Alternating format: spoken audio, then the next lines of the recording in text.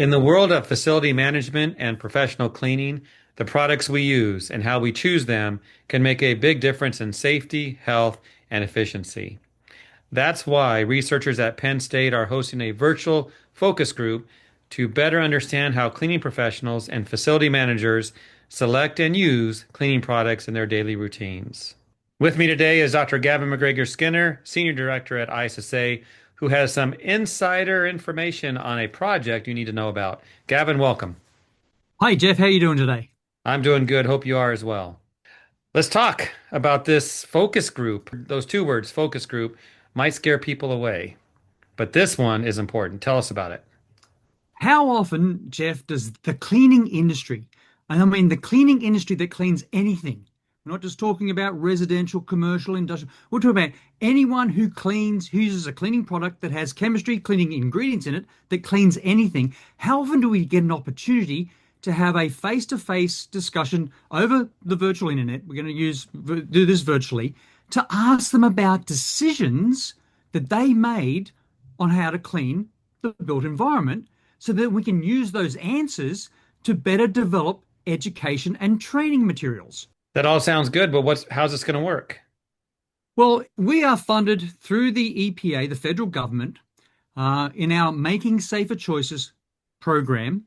ISSA has partnered with the Penn State College of Medicine as well as the City University of New York School of Medicine.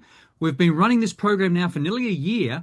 We now have money in our budget to fund what's called focus group discussions, where anyone across the whole country, anyone in the whole entire United States can sign up for a 90-minute session to be interviewed and discussed so we can have in both directions on how do we make decisions to clean what we clean and how that we can, as a trade association, working now with two universities, come up with education and training material to help people make more informed and better and safer choices.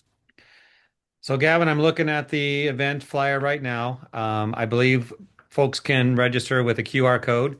We'll put that on screen for them. But a lot of languages are represented here. The cleaning industry isn't just about those who speak English.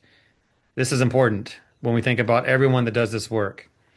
What do you see as far as coming out of this down the road? What is your wish list? What is the end game?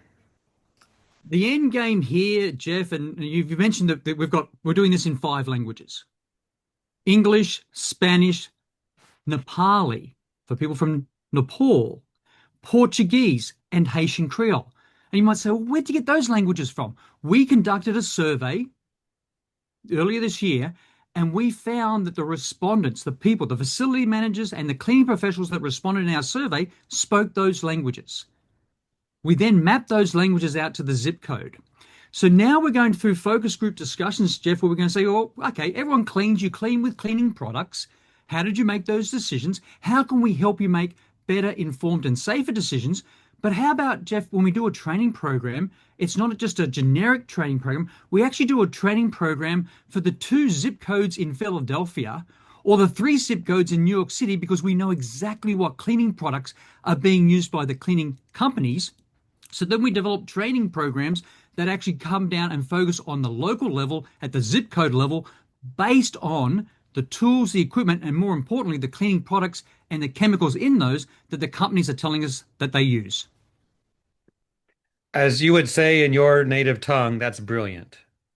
It is brilliant. It is Brilliant. brilliant because we're going to empower people to clean based on science, based on evidence, based on safety for themselves, safety and health for the built environment, safety and health for outside the environment, outside the building.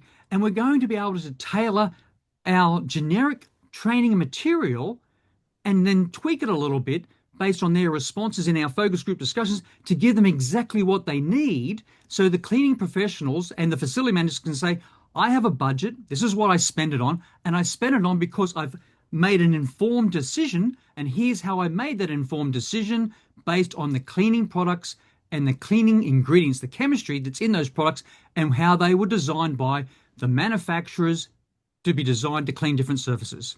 Thank you, Gavin. We'll put the QR code up. All you need to do is scan it with your smartphone or your, I guess, iPad or other device as a camera. Register for the event. be part of these focus groups. Now, Gavin, I understand there's some compensation involved. Is it like a trip to Australia? Oh, there's always one more thing, Jeff. And All right, one more thing. the one more thing for now is that everyone who participates in the focus group discussions will be compensated. We'll do that. We'll provide compensation for them. It's a $40 e-gift card.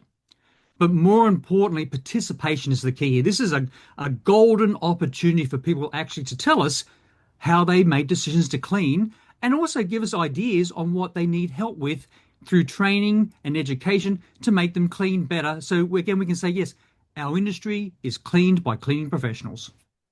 Well, Gavin, thanks for this information. The QR code's on screen. Everyone who's watching this, sign up, be part of a focus group, 5 languages, $40 e-gift card. Sounds like a win-win, Gavin. We'll see what happens when this is all over. And it's going to run, Jeff, from July 7th to July 29th. And again, you'll be working with our university professors at Penn State and also City University of New York. Wonderful people. And this information is going to help change the industry.